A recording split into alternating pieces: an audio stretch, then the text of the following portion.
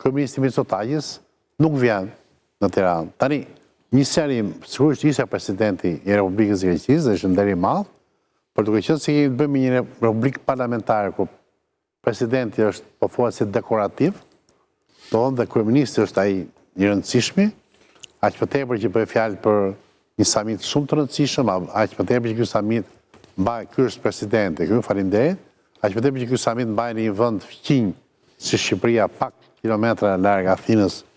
Tja mund të ishte shumë interesante prezenca e zotit Mitsotakis, por ai zgjodhi të mos jetë. Kisafi, çfarë kuptimi është? Kuptim politik apo ka diçka tjetër? Si e gjykon? Unë mendoj që ka dy gjëra. Gjëja e parë është që në mediat greke pash që Mitsotakis ndodhej në Shtetet Bashkuara, i biri i tij ishte diplomor në Georgetown University. Ai ishte në diplomimin e djalit. Ishte diplomimin e djalit bashkë me gruan e tij, ishin një foto pash online.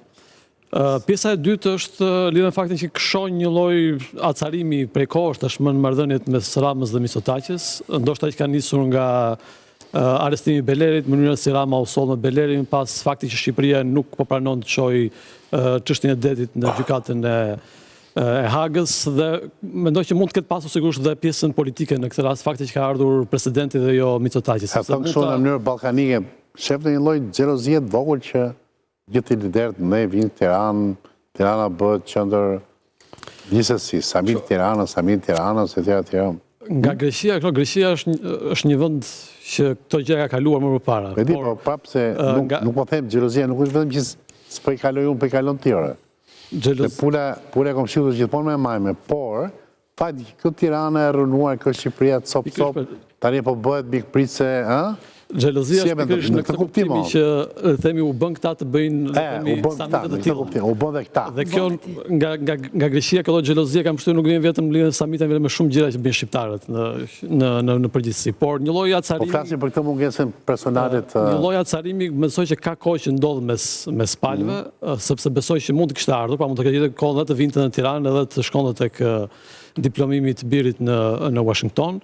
Qeveria greke në këtë rast në mos të fushat për mes Belerit u pozicionua kundër qeverisë shqiptare, dhe fakti që Beleri vazhdon flet kundër opozitës tregon që i ka djegur humbje që kanë marrë në zgjedhje dhe kërkojnë duhet edhe hap drejt politikës brendshme shëll.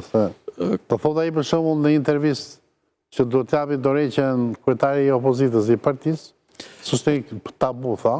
Pasi i arrestuar në fushat kundër, le të themi, qeverisë, sigurisht që mund të kërkosh rezultate pasi ke humbur zgjedhjet, pra sepse mund në zgjedhje të tjera mund të kërkosh më shumë se sa kaq në këtë rast. Kështu që fakti që kemi gjithë të pozicionim prej paktën një vit e gjysmë mes palëve, mendoj që kishte edhe lidhje politike, fakti që nuk kishte. Pra ka një lloj acarimi, unë shoh një lloj acarimi mes